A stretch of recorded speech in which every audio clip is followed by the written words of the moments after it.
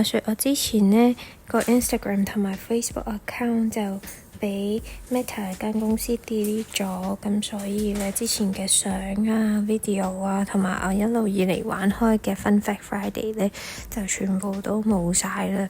咁所以咧我就決定試下拍 YouTube， 跟住記錄返生活嘅小事，同埋我最近開始咗要每一日都揀一種運動嚟做。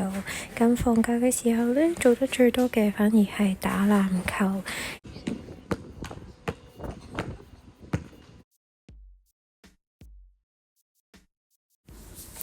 然之後我係連續打咗2日，隻腳係超級痛。然之後又繼續開波。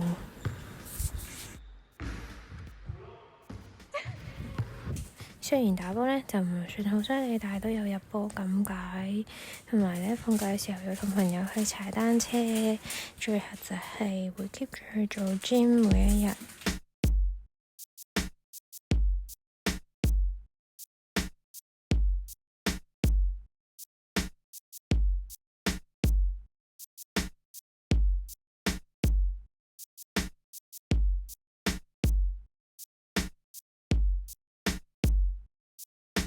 然之後好快就嚟到12月份咯喎，跟住呢12月嘅時候，我喺一個 animal shelter 嗰度見到有一隻狗仔，我覺得佢好得意、好可愛，跟住我就山長水遠去咗鴨脷洲去探佢，跟住我就見到呢隻狗仔啦，好得意啲。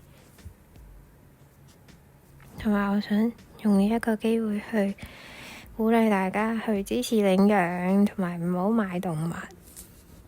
最後好快就去咗12月嘅聖誕節啦。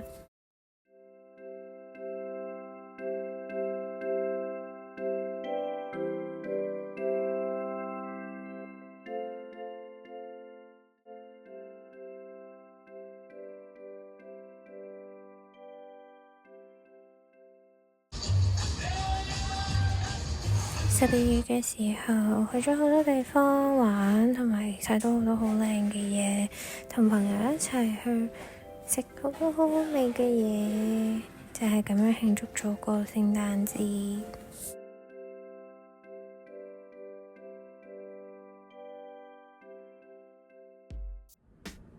所以話咁快2025年就過咗啦，喺呢度祝大家新年快樂，所有嘢順順利利，開開心心。我哋下條片開始玩返 Fun Fact Friday 啦，咁我哋下條片見，拜拜。